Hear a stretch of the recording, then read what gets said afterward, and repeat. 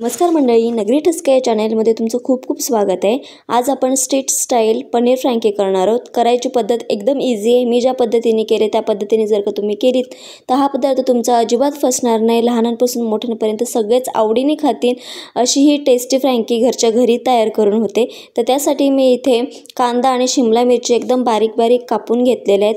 एका बाउलमध्ये मी इथे दही घेतलेलं आहे। आता या दह्यामध्ये सुके मसाले घालून घ्यायचं। मी इथे 1 चमचा धणे पावडर, गरम मसाला, लाल मिरची पावडर घातलेले, थोडीशी कसुरी मेथी हातावर क्रश करून घालायची। त्यानंतर हे सगळे जिन्नस एकजीव करून घ्यायचे। हे जे दही आहे या मसाल्यासोबत छान असं फेटून घ्यायचं। त्यानंतर त्याच्यामध्ये पनीरचे क्यूब टाकायचे। आता हे सगळं आपल्याला छान असं मिक्स करून घ्यायचं आहे। मसाल्याचं छान असं कोटिंग झालं पाहिजे पनीरला अशा पद्धतीने।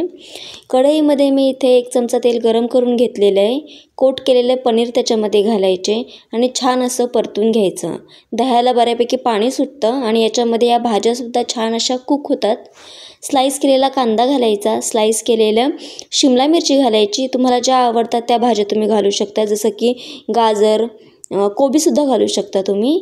आता याच्यामध्ये चवीपुरतं मीठ घालायचं आहे। थोडीशी लाल मिरची पावडर घालते मी अजून याच्यामध्ये वरून।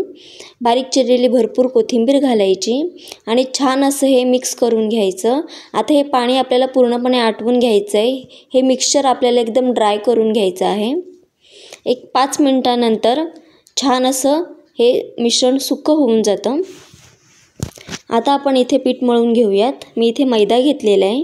याच्यामध्ये थोडंसं आपल्याला मीठ घालायचं आहे आणि गव्हाचं कणिक आपण जसं मळतो अगदी त्याप्रमाणे याचं कणिक मळून घ्यायचं आहे। पाणी घालायचं आता याच्यामध्ये। व्यवस्थित मिक्स करून अशा पद्धतीने गोळा तयार करून घ्यायचा। पोळपाटावरती याचा गोळा घ्यायचा। याची चपाती लाटून घ्यायची, जशी आपण चपाती लाटतो त्याप्रमाणे। त्यानंतर अशा पद्धतीने फोल्ड करून घ्यायचं, राऊंड करून घ्यायचा याचा। आपण लच्छा पराठा जसा करतो अगदी त्याप्रमाणे आपल्याला हे लाटून घ्यायचं आहे। त्यानंतर तवा गरम करून त्याच्यावरती तेल लावून घ्यायचं आणि हा पराठा छान दोन्ही साईडनी परतून घ्यायचा आहे, जशी आपण चपाती भाजतो अगदी त्याप्रमाणे। छान असं भाजून झालं की मग जे आपण भाज्या तयार केल्या, स्टफिंग जे तयार केलं होतं आपण पनीरचं, ते मधोमध घालून घ्यायचं अशा पद्धतीने। त्यानंतर वरून आपल्याला टोमॅटो सॉस घालायचा आहे। वरून मी थोडंसं मेयोनीज घालते याच्यावरती। आता हे छान असं फोल्ड करून घ्यायचं।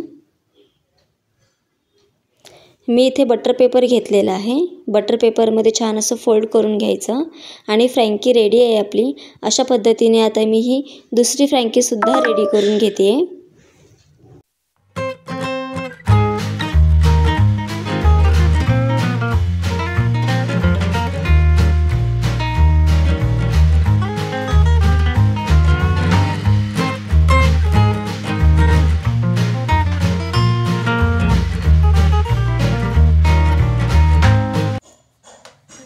नक्की ट्राय करून बघा आणि व्हिडिओ आवडल्यास लाईक, शेअर, सबस्क्राईब करायला विसरू नका। आणि कशी झाली ही रेसिपी हे कमेंटमध्ये नक्की सांगा। व्हिडिओ शेवटपर्यंत बघितलात त्याबद्दल खूप खूप धन्यवाद। थँक्यू।